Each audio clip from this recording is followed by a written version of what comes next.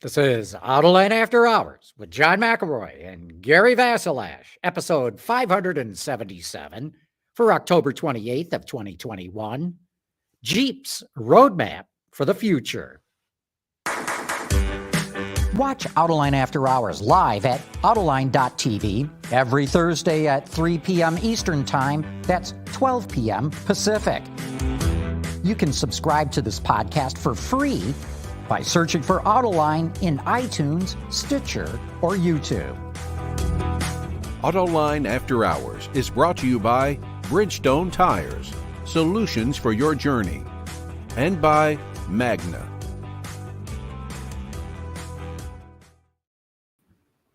Hey, Gary. John, how are you? I don't know yet. I'm afraid you're going to stump me and embarrass me. I need an easy question like, what color was the little red Corvette? Yeah, this will be an easy one.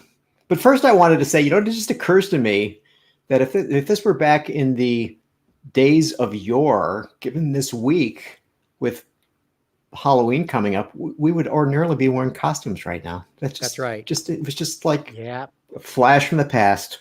Yeah. So, but life goes on. All right. Here you go. This is an easy one. Now we're going to probably talk a little bit about a race later in the show. So this has to do with racing. Okay. Okay. So on October 28th, 2003, a brand announced it was no longer going to be participating in NASCAR. Oh, 2003. That would have to be Dodge, I would guess. No. Oh, no. Well, there's only one more. Come on. Oh, there's several more. Could be Buick. Could be Oldsmobile. See how easy it is? Oh, Mike Austin. Pontiac. Yeah. So Dodge left after the 2012 season. Okay. So that was more recent. So Okay. yes. But I'll have to tell you, I mean, it was just like when I was searching this stuff, I said, Pontiac? And I mean, I had no idea that was a thing for them. Oh, yeah, absolutely. In fact, I remember taking hot laps with Rusty Wallace, who drove Pontiacs back in the day at Watkins Glen, and he spun out at very high speed. He was just he was just demonstrating it to you, John. He just wanted you to know that things like that happen. But so apparently General Motors decided that Chevy was doing so incredibly well that there was no need for that additional spend. So they just put it all into the then Monte Carlo team. So there you have it. Wow, there we go. What do you know?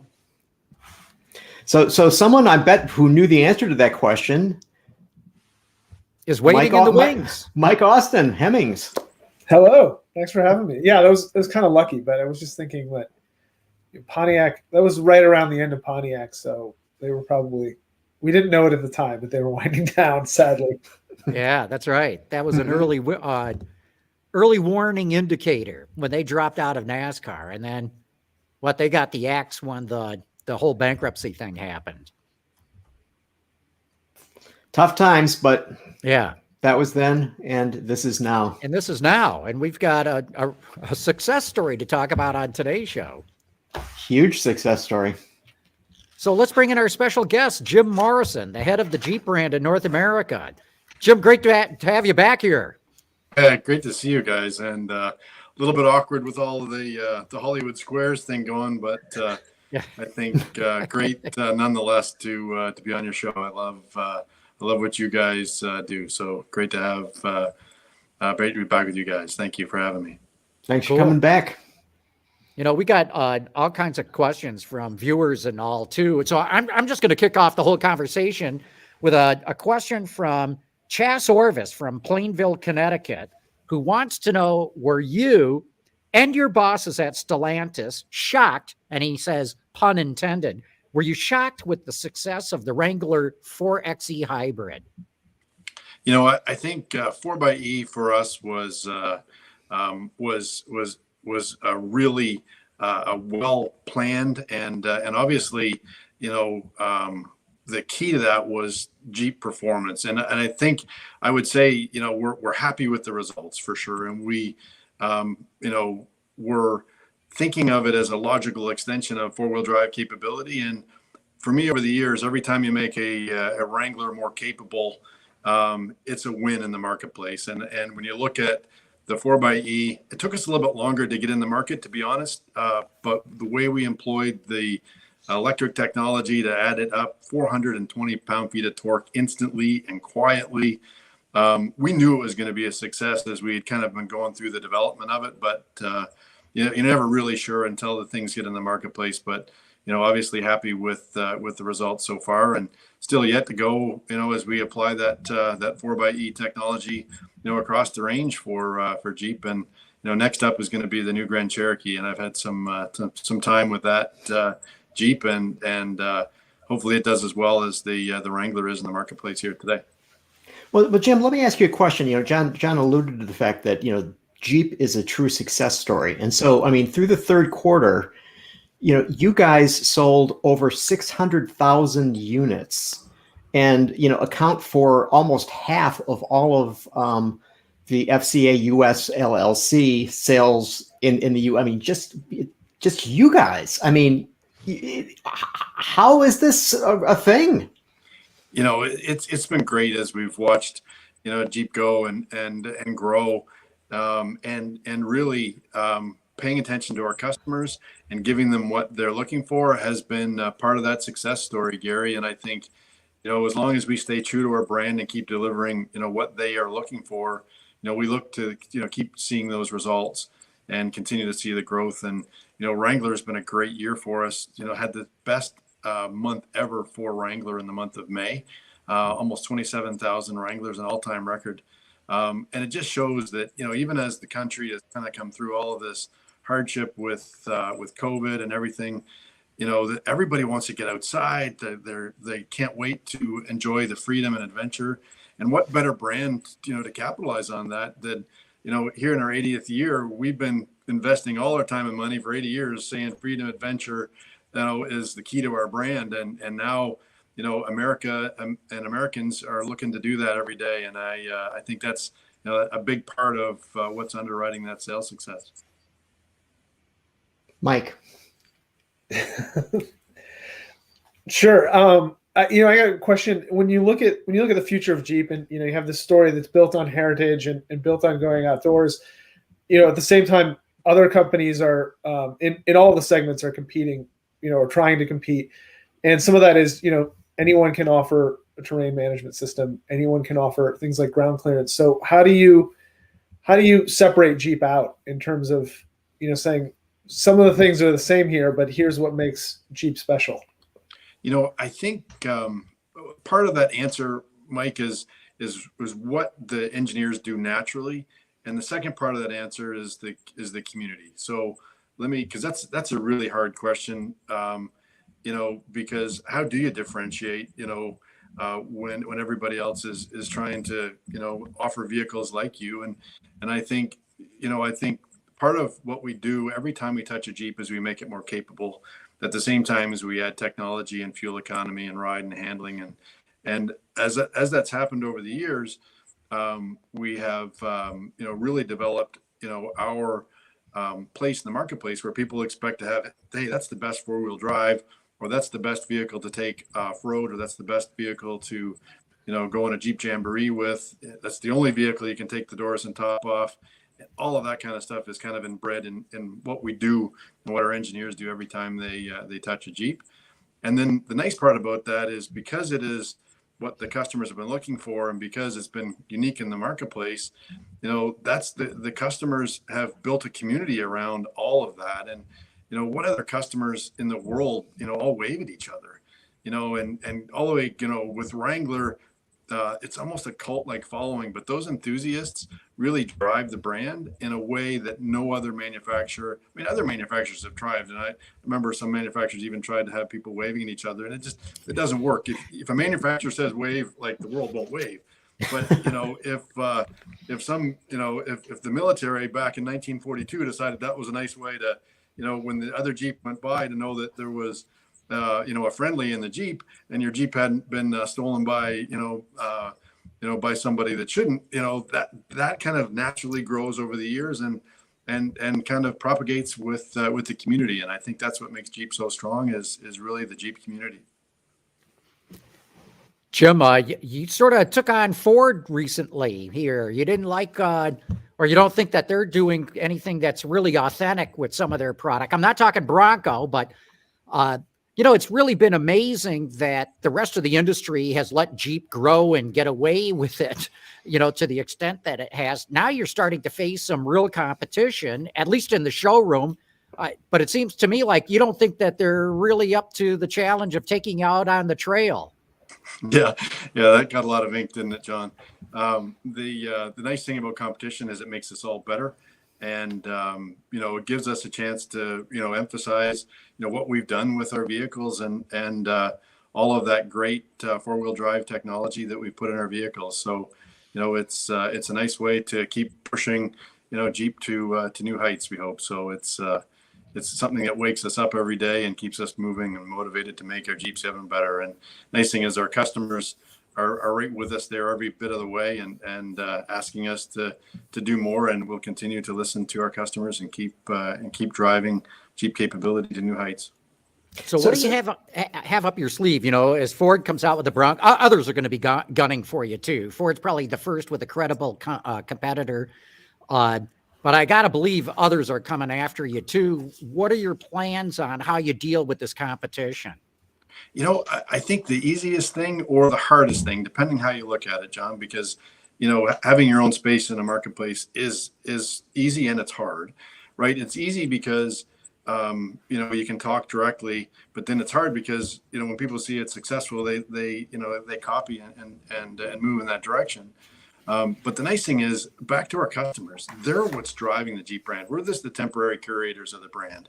It's the 3 million Wrangler customers. It's the 4 million Grand Cherokee customers that are talking to us every day and saying, hey, do this, do that. It's talking to them on the trails. It's being part of Easter Jeep Safari with them. That's what's going to continue to drive the brand like it has, for the last 80 years. And I think that's the key to our success. It's also that it keeps everybody from being compliant or complacent because we're always, talking to our customers. And I think that's what keeps driving us. So, our customers have always been our biggest fans and our harshest critics. And we'll keep listening to both of them and keep driving the brand north. So Jim, you mentioned Wrangler and Grand Cherokee. And a few months back, we had Mark Allen on the show, the head of Jeep design. And he basically said, those are the tent poles. Those are the things that basically hold up the brand. Now, I recently had the opportunity to drive a Grand Wagoneer, and it completely blew me away. Yeah, your shirt there, you got Wagoneer shirt for those who are interested. Yeah. So okay, this did not seem to me to be what I would associate with Jeep. Don't get me wrong, Grand Cherokee is a great, beautiful, well-appointed, well-executed vehicle. But this was way above that. So what are you guys thinking? Where are you going? Well, again, listening to our customers and watching what the marketplace has been doing and growing, to help fill the white space we had. It's a great opportunity for our brand. And some people, they love their Grand Cherokees, but man, they had something, their horse trailers grew, or their family grew, or they wanted to take half the basketball team with them to to the travel sports.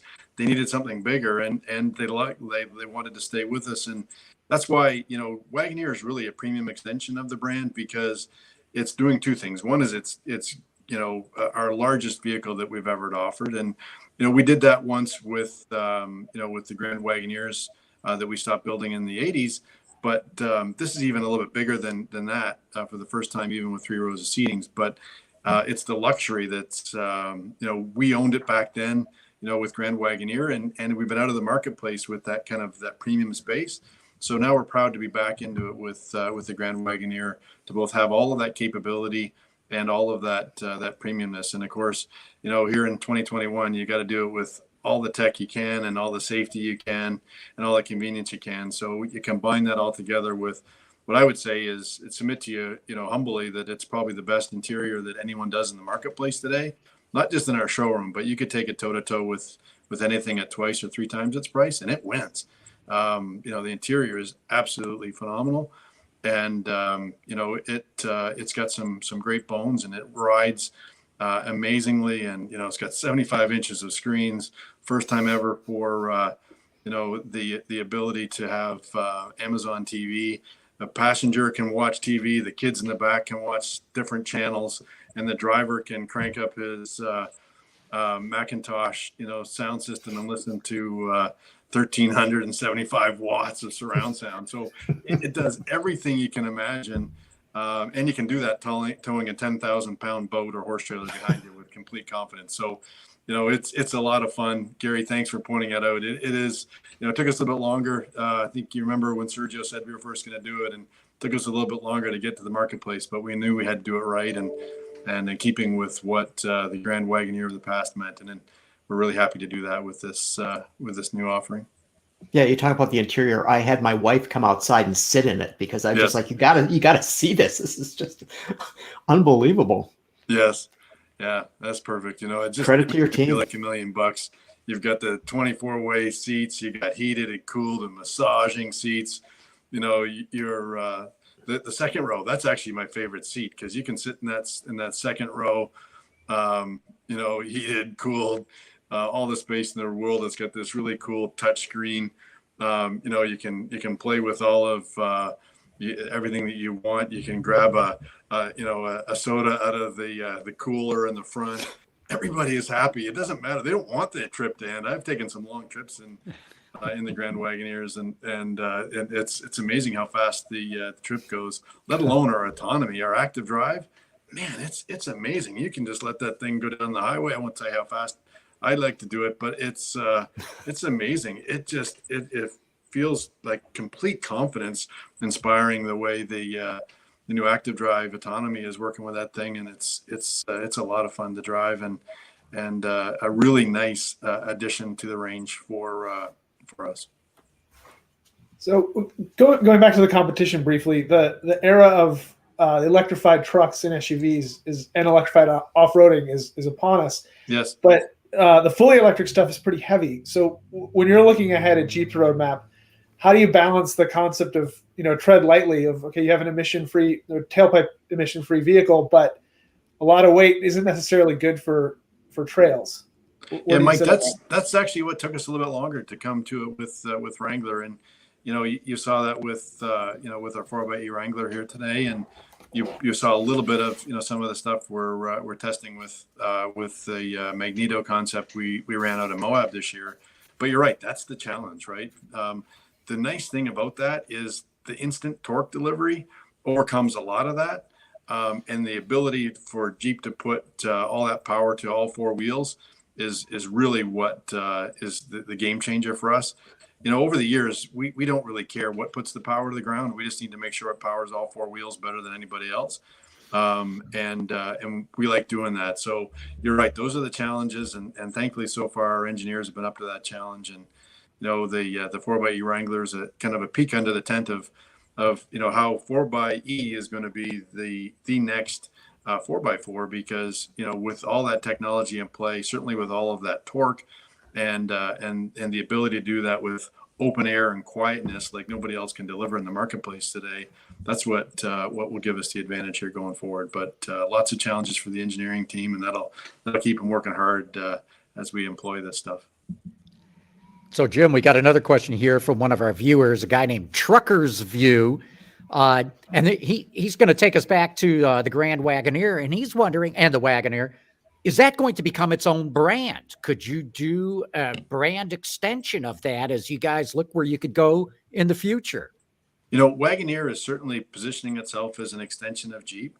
And, all I'll say is just stay tuned. And, if you're one of our customers, that's the best way to get the information to us, because we're paying a lot of attention as we grow into this new space with the Wagoneer. So, certainly a good suggestion and something that makes sense to as we look forward. So you think you might even have smaller vehicles, branded Wagoneer, that would be a premium? It's logical to say, but it doesn't say that I can say anything about the future here today. Will get me in too much trouble. Too many people watch you two guys. So Yeah. I don't want to hand the playbook to the competition. So everybody watches you guys. So I have to be careful there.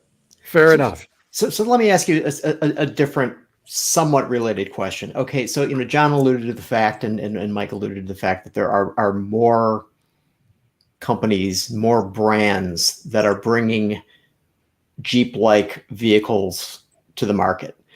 Do you see this growing the pie, or are the slices going to get changed and the pie is going to stay the same size? I actually see it growing the whole pie.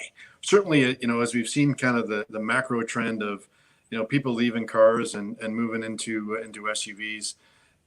I remember having that conversation with Mike and Sergio, and we were watching and we got kind of, what are those guys doing, closing a car plant and make it into a truck plant and adding all the SUV capacity. But as the technology has been added to these vehicles, I would submit to you that everybody should be driving an SUV because it has all the safety, all the capability. It rains in every part of America at some point in time. It snows in half of America for half of the year, which everybody needs a Jeep for. I would submit that makes your life a whole lot better when you don't worry about how much snow is on the ground. You just get in your Jeep and drive. So I would submit to you that everybody needs a Jeep. It's just what a surprise. But over the periods of time, like, it had different levels of compromise, and with that level of compromise, some people couldn't live up with it. I mean, at one point in time, they were harsh riding and hard on fuel. So, hey, they're great to get you to work on time in the snowstorm, but you had to put up with it the rest of the way. And now we've taken all of that out. There really is no compromise. You can get a Jeep SUV that gets car-like fuel economy, a luxury car-like technology, and opulence like nobody else in the marketplace. So, when you take all those compromises out, you get the ability to grow the pie. So I think the answer to your very direct question is I think the pie continues to grow as that technology gets employed with other manufacturers as well. One of the successes of Jeep has been the Wrangler, and a piece of that was all the options. Going back years, people were like, can you believe how much people are spending on Wranglers, which is great news for you, but in the current trend, everyone's talking about longer loans, bigger average transaction price. Aside from the nice part of having a big fat margin, do you worry about prices continuing to creep up and price people out of the new car market as far as the sales trajectory is going? Yeah, for sure. That's something that you have to always pay attention to what the average American can afford, and that's why we love having an entry price that makes sense. And some people want, that's why you see such a broad range of pricing for our lineup, and you can still get a two-door Wrangler without power windows and power door locks, and if you really are wanting that, that's what you can do. But at the end of the day, one of the things that's actually really helping our customers now is the used car values of their SUVs and their Jeeps specifically is so high that's really helping with the transaction price. But that's really kind of a short-term blip. Long term, I think we just have to be very cognizant of everyday affordability, and I think that's a challenge for the whole industry going forward, especially as we employ more electrification and more high-tech features to the cars. We need to really stay attuned to that, because Americans need to make sure that we give them what they're looking for and what they can afford. But that's, I think, a long-term challenge for us for sure. Jim, we got another question here from a viewer. John Devansky wants to know, can you give us an update on the Jeep Easter egg contest? He said, we haven't heard any answer. Yeah, you know what? I stay tuned to us a little bit closer to Moab, because we'll have some fun. We want to be able to bring the winner out to Easter Jeep Safari. So that'll be kind of a fun way to say thank you for all of that. And it's a nice way to have them continue to contribute to the Easter. So thanks for the gentle reminder. I'll make sure that our team is progressing in the right direction. But I think stay tuned a little bit closer to Easter Jeep next year, because you say Easter Jeep and Easter Ag. Anyway, there was a plan, and anyway, it is coming together, but it's taken a while. So we talked about the Grand Wagoneer, but the Grand Cherokee also is new. Okay, so you guys are like bringing out a twofer this year. Yes. In some ways, and then not only a twofer, but I mean, so there's the Wagoneer and the Grand Wagoneer separate, and then you've got the Grand Cherokee, the Grand Cherokee L, the Grand Cherokee PHEV, I believe. So talk to us about the extension of what we have long known as being a 2-row vehicle. Now it's got 3 rows. What's going on in that space? Yeah, Gary, there's a lot going on with Grand Cherokee, and we're going to get a chance to drive that for the first time in more of its traditional form, which is the 2-row form here in the next couple of weeks. But the Grand Cherokee is one of the things. It's one of the reasons I'm actually working for this company. Started back in '93 with the draw to Grand Cherokee that had just launched, and the vehicle has been a phenomenal success. And building on that and listening to our customers, we've actually kind of tripled its kind of configurations, here for this year. So we launched first with the 3-row, first time ever for a Grand Cherokee to have a 3rd row, and that was a great response to our customers that are saying, hey, they needed more space. Love the snow capability. Hey, what do I do? So now we've employed a 3-row for them. And then we're back with the 2-row Grand Cherokee that is launching here next month, and in production right here in Detroit. And then early next year we'll have the 4xe, or the first electrified Grand Cherokee as well. So really building on the Grand Cherokee franchise and expanding it in ways our customers are asking us to. One is with same capability, but 3 rows, and then same capability, more technology, more luxury, more capability, and then for the first time, add electrification to it. So there's a lot going on with Grand Cherokee. Thankfully, we've got a brand new plant, here in Detroit that we've invested in, on Mack Avenue, and they're up and running, and we've got a great group of employees working there, and they're wearing the Jeep hats, and they got the Jeep backpacks, and they're part of the Jeep family, and we've added to that along with our Jefferson North plant. So we've got lots of people proudly working day in, day out to produce our new Grand Cherokees here for the world. We're getting down to the very end here, Jim, but you talked about electrification and how you're going to roll that out through the line. What about pure BEVs? Do you think your customers will go for them?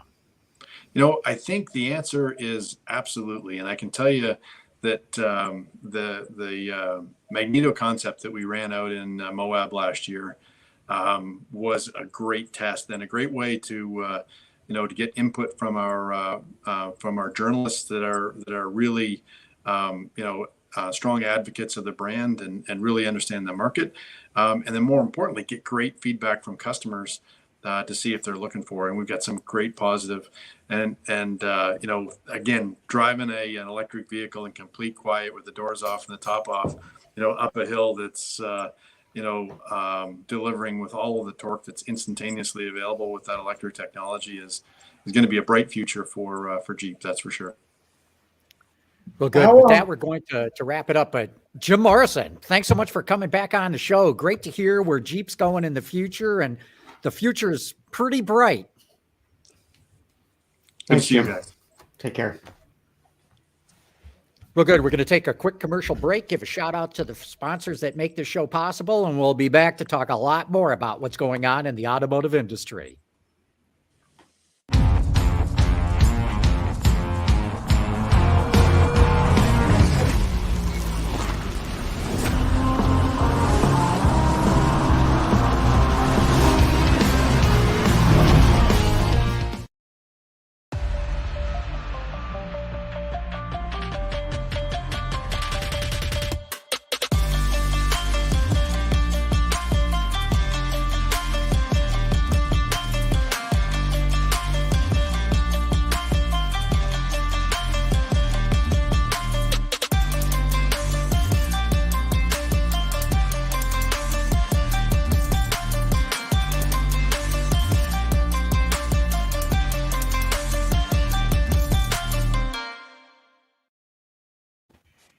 All right, we're back.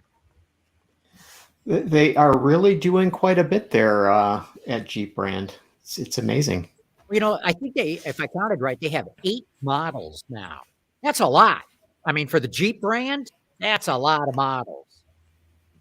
Well, it's interesting too. It's interesting too because people, they swing. It's like you've got overlap with the Wagoneer and the Cherokee L, and all those models. And it seems like the industry always switches back and forth from like, you can't have overlap. Cars are too close together, and differentiated. And no, if people will buy it, you can make two things the same size.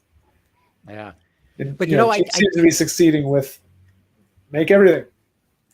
Gary, you made a good point, though. They brought out the Grand Cherokee and Grand Wagoneer same time, just months apart. I don't think that was probably the plan. I mean, if you're an automaker, you want a nice cadence to your product rollout. Every year you want something big and new and put all your emphasis on that. It brings traffic into the showroom. You should sell other stuff that way too. People might see a Grand Wagoneer, come into the showroom, discover it's only $104,000 and go out with something else. But I think they kind of shot themselves in the foot bringing out the Grand Cherokee and the Grand Wagoneer literally just months apart. Well, I guess we'll see. I mean, I agree that the cadence is probably not optimal for them, but it also occurs to me that basically they're probably looking to get the more affluent customer, and so if you're not going to be able to get them at the Grand Wagoneer level, you'll certainly get them at the Grand Cherokee level. And so maybe that's part of their strategy, but yeah, it's just very surprising to me. I mean, when I was looking at the third, the numbers through the third quarter, and you see them selling 604,000 vehicles, and I mean beating Ram truck. I mean, that was 495, and that was number 2, and then the rest of them are just like margin of error sort of thing. And Jeep is just the machine that's working over there. That's why so many others like Ford with the Bronco are going to take aim at Jeep brand now. Like I said earlier, I'm stunned that the rest of the industry let them get away with it for so long. Yeah, so I suppose that, I mean, part of the thing might have been that, this notion of, Jeep being more hardcore, and they're looking at, SUVs and crossovers and saying, no, people want the amenities that are just, very cush things that they're used to from their sedans. We'll gently move them into this other space. And meanwhile, people are buying Wranglers, like mad. Yeah, I was going to say, this is like the Wrangler is always the surprise, because you look at it and you go, it has all these things on it to do something that most of the owners never do, and it compromises it. Like, there's not a lot of footroom in a Wrangler, even a new Wrangler, as much as they've improved it. And I think to some degree, automakers look at that and they go, we can't make something that compromised. When Jeep's just sitting there going, people want stuff with character. This is one of the most, you can, there's not a lot more character you can get in a modern car that also, carries forward and hauls stuff. That's right. So how does the Jeep brand resonate with the Hemmings community? It's pretty strong, I would think. We don't cover off-road maybe as much as we should, but yeah, I mean, even going back to the AMC owned era, it's people love them. They're all around. Mm-hmm. Yeah, it would seem to me that would be one of the sorts of vehicles that if people have one from 20, 25 years ago, I mean, that it'd be a real gem for them to have in their collection. Yeah, for sure. And it's also you have a link too, right? Where it's someone gets a new one and then all of a sudden they're shopping for an old one. I think that happens a lot. Right. So speaking of affluence, So we saw Tesla become the first $1 trillion car company, and I was just looking at their stock price, and they're still above $1 trillion. And I'm looking at the market cap of General Motors here, and it's $79 billion. So, John, what is going on here? This is insane. I mean, not only is Tesla the first car company to top $1 trillion market cap, there's only four other companies in the world that can say that sort of thing. Apple, Microsoft, Amazon, and who am I missing? Is Facebook $1 trillion company? I don't think so. All right, so then it's the Saudi Aramco. Then I think. No. It all switches. Stock prices go up and down, but as of right now, it's four tech companies out of Silicon Valley. Now Tesla is there too. It's astonishing. It's amazing. And even Elon Musk tweeted out that he was surprised the stock went up that much because they're already building as many and selling as many cars as they can. But the kicker was Hertz, the car rental company, coming out and saying they're going to buy 100,000 Teslas to rent out to people. And then we learned too, they're also going to rent them out to Uber drivers for them to be able to use. And that not only kicked Tesla over $1 trillion market cap, it put Hertz back on the map. And you guys both know who's running Hertz right now, Mark Fields, who used to run Ford. So, I mean, it's got this whole incestuous, we'll kick him in the teeth and gouge out an eye as we go back into leading the charge to be number one again. I mean, I'm just surprised the way that, Tesla always defies gravity. Like, if Ford had said, we're put out a press release saying we're selling an extra $100,000 cars to a rental company, they'd get pummeled because usually you don't sell rental cars for a big profit. You're doing it to move it to keep the factory open. Yeah, but that's sort of an interesting thing that, I mean, I think that the whole stigma of fleet sales now is going away. That companies are beginning to see that there's a real opportunity there that they don't want to miss. I think what was sort of interesting about this sale and sort of to the point of Mark Fields and to the point of Ford, so Hertz will be getting the Model 3, and a direct competitor of the Model 3, I would say, is the Mustang Mach-E. And Mark Fields said, and I quote, he said this to Bloomberg, quote, Tesla is the only manufacturer that can produce EVs at scale. I mean, you want to talk about calling some shade on his former employer. I mean, wow. Yeah, two things going on there. Number one, Ford does not have the capacity to deliver 100,000 Mach-E's only to Hertz next year. I mean, they physically couldn't do it. They don't have the capacity. And secondly, Tesla is the only one with a nationwide, reliable, fast charging system. Ford doesn't have anything like that. And so I think that's what Mark Fields is talking about, is that, Ford just couldn't deliver that many vehicles, and they don't have the charging system that Tesla does. Another interesting thing, the daily rental companies don't make their money renting cars. They make their money by selling cars. They typically buy cars new, typically at a discount. They rent them out. That pays for all the depreciation. And then they dump them typically after 8 months, usually with less than 30,000 miles on them. That's where they make their money. So, Teslas, we know, have very good resale value. And because you don't do oil changes and you're not going to need to replace the brakes or anything that much, it's got to be cheaper for Hertz to operate. And I got to believe that's another reason that motivated them to do this. The number one reason was last year they were bankrupt. Who wants to count on a company that's been bankrupt? So this puts them back in the headlines.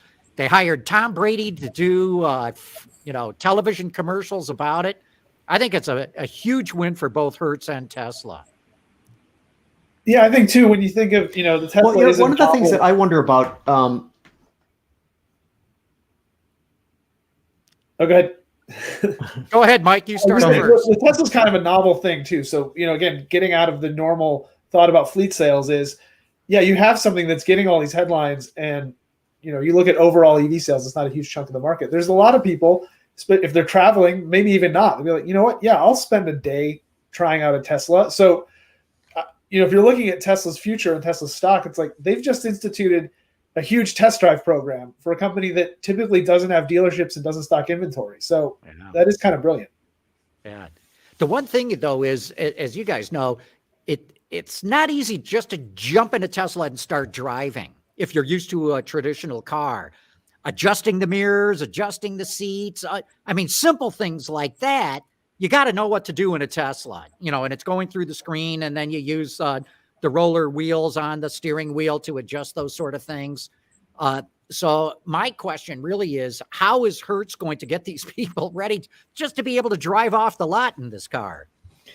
Oh, I mean, can't you imagine that they'd make this nice little booklet that when you pick up your fob, that they hand you the booklet, and the guy goes out and he's sitting in the Tesla and he's just so damn happy he's sitting in a Tesla and he's reading this thing and he's like, oh, this is so fantastic.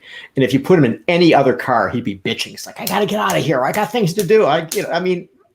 There'll be just such acceptance to learn before they drive. Yeah, but I don't think it'll be a booklet. It'll be a video on YouTube or something. So another thing that happened recently, and I want to get you guys' views on this, that Elon Musk spoke to 200 of VW's top executives. They had a conference, and he was videoed in, and there was Q&A. I mean, why would Deese invite Elon to talk to his people when these two are competitors? You want to go first, Mike? Yeah, my guess is Musk is probably going to say some things that there's a couple things. One, he's going to change your perspective. He's going to say some things that maybe you dismiss out of hand, but when you think about it, there's something behind it. Second, he's not one to mince words. You put a competitor talking to your whole staff, you hopefully are motivating them all to be like, we need to band together to take this guy down. That's my biggest guess. Is it's like it's a rivalry football week here in Michigan. It's like when someone on the other team says something that really gets the whole other team, moving in one direction, super motivated. Yeah, look, Deese has got to change the culture at Volkswagen. And we all know changing culture is the hardest thing to do in a corporation. And especially Volkswagen's culture. Remember, these are the guys where the diesel emissions cheating went right to the top of the company. And it's so insular and it's so protective. Deese has got to try to destroy that. And, so far, Volkswagen's dabble in electric cars isn't all that great. The ID3, the ID4 have not exactly set the world on fire. They had all kinds of connectivity and software issues. It's kind of been a flop in China, which is where they've really got to get it to work. And so how do you light a fire under your managers to try to get them to change their thinking and move things faster? Well, you bring in the greatest disruptor in the industry in the form of Elon Musk, and you at least have them talk to him, listen to him, hear what he's saying, and maybe they can convey that message back to their direct reports. But, it's kind of like, reminds me of back in the 1980s when Toyota grudgingly let other automakers start to come into its plants to try to study the Toyota production system, and they allowed academics to study the Toyota product development system because Toyota knew there's no way these guys are going to catch up to us. So yeah, we'll take some of the political heat off us and we'll show them what's going on. And I think the same things, led Elon Musk to say, sure, I'll come talk to your management, because he knows in his heart it doesn't matter. They're not going to catch him. Yeah, it just seems so incredibly unusual to me. I mean, can you imagine Jim Farley addressing Mary Barra's team or vice versa? I mean, I just don't see that happening. I mean, never in a million years. Right. Never. I mean, it's a completely different thing. Another thing that happened this week. So John, you mentioned the supercharger system that Tesla has literally around the world, and certainly a huge footprint here in the United States. So General Motors announced that a program that it's going to be working with its dealers to install 40,000 level 2 chargers across the country, and made the point that most people are within 10 miles of a GM dealership somewhere in the United States. I mean, so there's a lot of proximity there, and trying to build this network out. Do you think this is sufficient to move the needle to get more people to buy General Motors electric vehicles? No way in hell.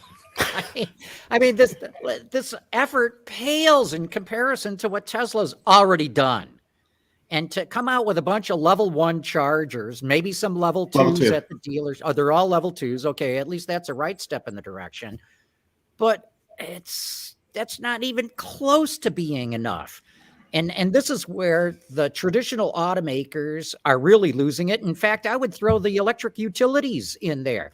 They're relying on public EV charging startups to lead the charge and building a network that competes with Tesla. And so far, ChargePoint and EVgo and Electrify America have done a very not impressive job of it all. And so for GM to come along and say, hey, here's a bunch of level 2 chargers, to me is almost laughable. I don't see how it moves the needle.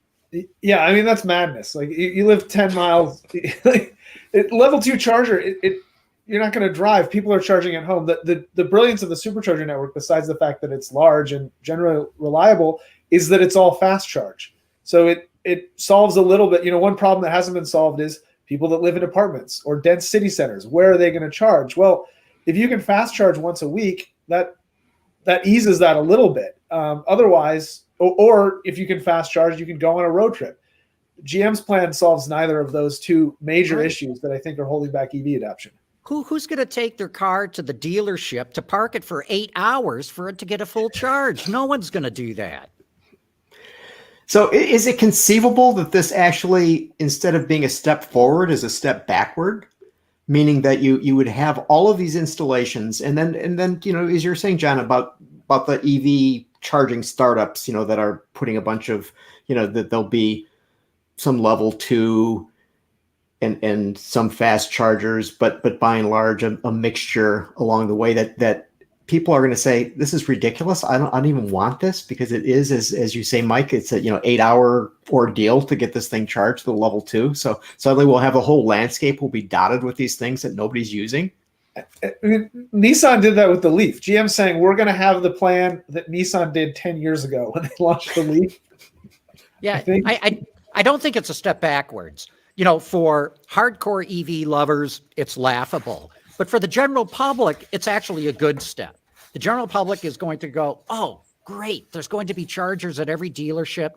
And I know they're putting in tens of thousands of these chargers. So for the general public that hasn't even come anywhere close to buying an EV yet because they're worried about a charging infrastructure, this gives them a little bit of a security blanket.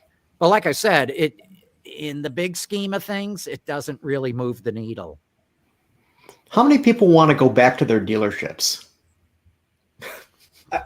Yeah. On the positive side, though, there is, when you're looking at EVs, even if you have a lot of range, you still have some anxiety, right? Knowing that the dealerships are there, if you need to stop and top off, or if you're, you can go and work from your car maybe, or if you have, something in between errands where you can just sit and, have a reason to be stopped. Or like I said, if you just need to go there for 20 minutes to get that extra 5 miles of range to get home, yeah, that'll help. Mm-hmm. I want to index back here to Mark Fields for a moment. And one of the things that I wonder about is, so you get the announcement they're going to buy 100,000 Model 3s, and then we learn that Uber is going to be getting a big chunk of these things. Okay, so isn't it sort of interesting that you have Hertz working with Uber and Fields basically positioning this as, okay, we're gonna start providing the means of mobility to all kinds of people, that this just won't be a car rental company anymore. We're going to do something else with it. And basically, in his position where he's at now, he may actually be able to implement greater mobility than he did when he was the CEO at Ford. Well, look, he's saying all the right words, and if you want to goose the stock, you have to start sprinkling things like electric car and mobility and words like that all around your statements. And that's what's going to drive the price of the stock. It's very interesting that he's talking about converting Hertz into a mobility company. We need to learn more of what that's going to mean. And if it's, just a bunch of, Wall Street gibberish to goose the stock, or if he's really going to pull off a change here. But the fact that Hertz is going to rent cars to Uber drivers, I think, is a very interesting development. We got to pay attention to this. Yeah, I mean, on the one hand, it is maybe a step towards this dystopia where, everything is rented and everybody has to have a second gig economy job to pay the bills. But on the other hand, a rental car company is a really great solution to things like rideshare, where it's like, where you say, what do you do with all these extra cars when they're not being in use? One of the things they say, autonomy, well, cars can be used all the time. Well, people don't use cars all the time. People drive to work at the beginning of work and they drive home at the end of work. There's, fluctuation in demand. Rental car companies have huge parking lots to park cars when they're not in use. So, again, maybe he found some extra solution that nobody had thought of yet. Well, over a decade ago, Hertz tried to do a Zipcar thing in Europe, and it failed miserably. And they couldn't compete against Uber because Hertz owns the assets. It owns the car, and it could not compete against individuals who own their own car and would drive them whenever they want. So we need to learn more about what it wants to do here. But if it's got cars on call, so to speak, and, an Uber driver goes, yeah, I got some extra hours here. I'm going to go down to the Hertz store and pick up at a Tesla and start doing my Uber thing. Then there's the potential for Hertz to get a high asset utilization, have these cars, out on the roads. It's renting them out to Uber drivers. It could be very interesting to see how this goes.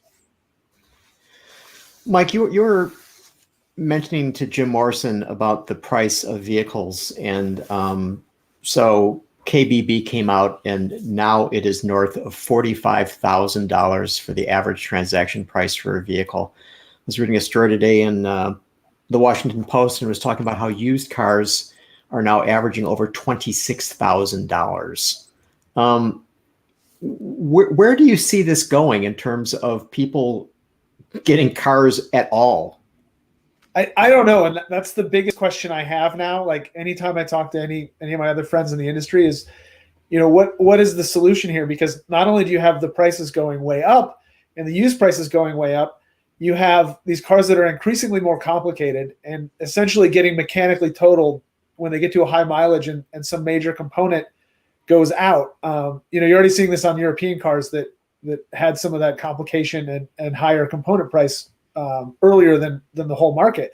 So, when you get to used cars are $26,000, are cars going to get down to that $10,000 mark where a lot of people are shopping or financing or buying, or are they going to get to, or they're not, because by the time they get to $10,000, they're likely to have some $10,000 part fail. I don't know where it's going. I'm honestly kind of worried about it in terms of what it means for mobility for working class types. Yeah, look, the automakers are stunned at how much pricing they've been able to capture over the last year because of COVID and the chip shortage. They're just blown away by people paying $5,000 more today than they would for the exact same car a year ago. And, we're never going back to the inventory levels that we had in the past. They love the margins, the car companies do, that they're getting right now. And so, yes, they will build inventory back up, but nowhere near to the levels that they used to have. Ford, for example, used to maintain 75 days worth of inventory on average. They're not going to go above 50. And in fact, they're now incentivizing buyers to order their cars and not buy off the lot. They found that they can actually work things out more efficiently doing it that way. And so that means used car prices are not coming down. New car prices are going to stay right where they are. I used to think that this would change. A year ago, if you asked me, I'd say, oh, yeah, you just wait till inventory levels get back up again. They're not going back up. High prices are here to stay for years to come. Well, I just wonder whether there might not be a negative reaction to some of this. That okay, so if you look at what the car companies have been doing, they've been basically focusing on the high margin vehicles, the ones that they're making the most money off of, right? So high trim level pickup trucks, high trim level SUVs, and people are buying them because if you go by a dealership, there's like nothing there. I mean, and so if you need a car and sort of want a car, that you're just like, okay, I've got to get that. And oh, by the way, I'm paying more, above sticker to get this thing. But at some point, people are going to be like saying, wait a minute, what happened to affordable vehicles? What happened to vehicles that I could buy for my kid to a new car because they graduated college or something. I mean, it's just like it's not going to exist. And I just think that there's going to be an era of bad will toward OEMs. Yeah, but they don't care. Look how much money they're making. They're not going to go back. I mean, they'll say all these nice platitudes and stuff. Believe me, they're not going back. High prices are here to stay. Yeah, I see it possibly going kind of the way that phones have gone, right? Where it's, the first $1,000 phone, people are like, oh my God, people are going to pay $1,000 for a phone. But now, as it turns out, like with an iPhone, if you have the insurance, you have it preserves some of the resale that Apple will buy it back from. And it actually ends up being cheaper to upgrade every 2 years than to hold on to it for the third year because of the depreciation drop off is. So financially, it makes sense to lock yourself into the payment plan, even if it's, payments are probably not a really good way to be responsible with your money and build wealth. I think cars could be going that way. In the short term, they certainly have, with used prices being so high. You look at it and you go, yeah, I'm just going to buy a new car because I'm not going to lose that much on the resale, and to hell with the payment. Mm-hmm. Strange world. So John, this past weekend you were in Indianapolis. Tell us about your experience there watching autonomous cars go around in a circle. Yeah. Oval. That's right. Look, it was a historic race. It's the Indy Autonomous Challenge. 10 different race cars. They're Indy Lights race cars capable of 200 miles an hour. There were 10 teams made up of 21 universities from 9 different countries. And the whole thing is not so much to have a race as to generate a new generation of young coders who know how to work with autonomous vehicles. From that standpoint, I think it was wildly successful. But it was a bit of a letdown, too, because I went there expecting wheel-to-wheel racing. And it turned out, because of bad weather, at least this is the excuse that they gave, not all the teams completed their testing. And so instead of putting them out on the track, racing wheel-to-wheel, they did a time trial. So not as exciting. But I got to tell you, at the end of the day, when they had each team coming up on stage to be recognized for all the efforts, it hit me. Somewhere amongst those students are several future billionaires who are going to launch their own AV startups, just like we saw coming out of the DARPA challenge. And the amazing thing to me is there was zero OEM participation in this. If I ran a car company, I'd be all over that event because I need programmers desperately. And here are some of the best in the world competing in this challenge. I would have thought it would be a brilliant recruiting opportunity. So ain't rubbing, ain't racing. So there was no racing going on there. It was no race. Actually, the competition was very intense. It was won by the University of Munich, the German team. They did an average of about 136 miles an hour. There was another team, mainly Italians, called Polymove, and they went out. You had to go out and do 4 laps. It was like in the 50s. So you had to go out and do at least 4 laps to get your tires up to temp. And then you went all out for 2 laps, and those 2 were timed. So on their first timed lap, the Italians were doing 150 miles an hour compared to the 136 for the Germans. They thought they had it all won. And on the second timed lap, their car just coasted down and came into the pits. They were devastated, absolutely devastated. And they thought they had done their 2 timed laps. They had only done 1. This is my theory. They counted their out lap as their first lap. their out lap was not a lap. You have to cross the start finish line to start your count. And that's how I think they shut down a lap early. It was $1 million mistake because first prize was $1 million. And they were devastated by it. The Germans, of course, were elated that they had won the thing. So even though it wasn't quite wheel to wheel, there was as much intensity that you'll find at a normal car race. So Mike, would you go watch autonomous cars driving around in a race? And they're electric, right? Or no, they weren't no. electric. So they made maybe in the future. They made noise. They made good noise. So they had 2-liter Honda engines, turbo. You know, I would kind of say no. I guess it depends on the storyline, you know, because I mean, if you look at Formula One, they've done a really good job of building up the personalities and the rivalries, and you don't get that with an autonomous car. At the same time, again, going back to Formula One, it's far more than the driver, right? It's the team, it's the strategy, all that stuff exists with autonomous racing. So I guess it's like, are the cars showing some kind of personality or character? Then I can probably get into it. You know, if you can tell by the way the car drives, or if, you know, somehow the AI they program is a little more aggressive to one car than another, then yeah, I could see it working out. Yeah, you know, look, race fans are not going to be into this. You got to be AV fans like me that really want to see the technology going forward and who believe that racing is the fastest way to move that technology forward. We're the ones who are interested in it.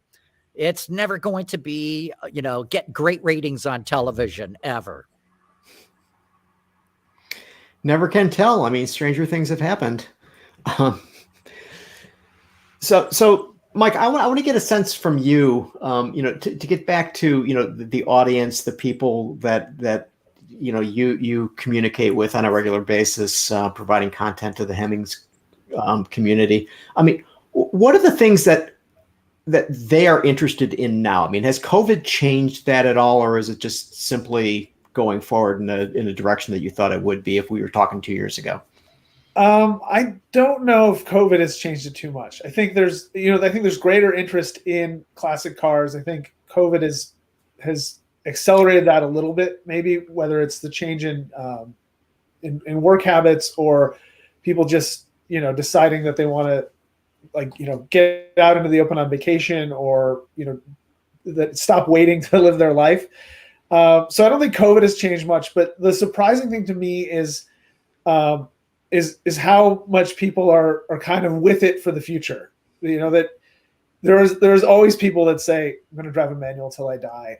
And I love that. And there's people that say, you know, I love V8s. I never want an electric car. But there's a lot of people that look at it and say, listen, you know, we can have both. That electrification is exciting.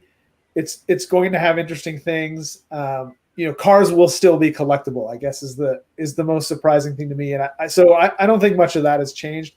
If anything, it's this continuing movement away from tribalism into and away from gatekeeping. You know, that, you know, it used to be any car built after 1950 isn't going to be collectible, or any car built after 1972 isn't a muscle car, or, you know, any of that. All that's fading away. And I think everyone's just kind of realizing that, you know, being into cars is being into cars, and everybody's got their own version of it, but it's all great.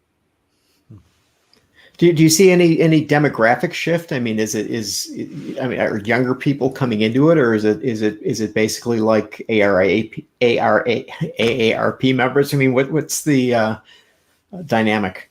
Younger people are coming into it. There's always the rhetoric of like, kids aren't into cars. I think, again, that's a common fallacy, that there's a whole bunch of Gen Z and millennials that you know, came of age during a recession and then also have to deal with things like rising car prices. So they didn't spend money on the toy. Like, you know, you couldn't buy a beat up Camaro or a beat up Civic with pizza delivery money like you could in the 80s and 90s. So those people are still there, and they're coming in there now. They just got in a little later. On the overall demographic, you know, yeah, there's a lot of boomers still in the hobby, but again, you're looking at Gen X and millennials. They're into those peak earning years. So that's what you're seeing in the market in terms of interest and in terms of on auction sites, is the 80s and 90s and stuff is coming on because the people that are in their 40s and 50s now were into, that's the stuff that was cool when they were kids. So it's getting younger, but not in the sense of, all of a sudden there's a giant youth movement towards classic cars. I think that's there, but it's more that the meat of the market is shifting into the people that are in peak earning years and looking to spend money on some toys. So if you look in the private chat, there's a question for you that you may or may not want to answer. Give me a moment here. Okay. This is a good question. The question is, why did Hemmings let the Hemmings app die? So we used to have an iPhone and I think an Android app where you could browse through the classifieds and look at other stuff on the site in a dedicated app. The truth was there weren't. It's interesting because we've had a few people ask this, and there weren't a lot of people using it, but the people that did obviously loved it, and it really came down to we're making a lot of advancements on the site, and we're trying, we're building it and improving it, and it came down to what do we have time for resources on? Do we want to completely revamp the search function on the whole site, or do we want to delay that so that we can update the app, which hadn't had a lot of love in a lot of ways. So we just kind of had to sunset it. But at the same time, like I said, they're working on improving the mobile experience. So, that's the other piece of it is apps have kind of fallen away because mobile websites have gotten so much better. Yeah, good point. Well, with that, we need to wrap it up. But Mike Austin, great having you back on the show again. Thanks. Always glad to be here. Gary, always good to see you here too. Let's do it next week. And we will do that, and want to thank everybody for having tuned in. Autoline After Hours is brought to you by Bridgestone Tires, solutions for your journey, and by Magna. Visit our website, Autoline.tv, where you can watch us live Thursday afternoons. Get your daily fix with Autoline Daily and in-depth analysis and interviews with Autoline This Week. There's all that and much more at Autoline.tv.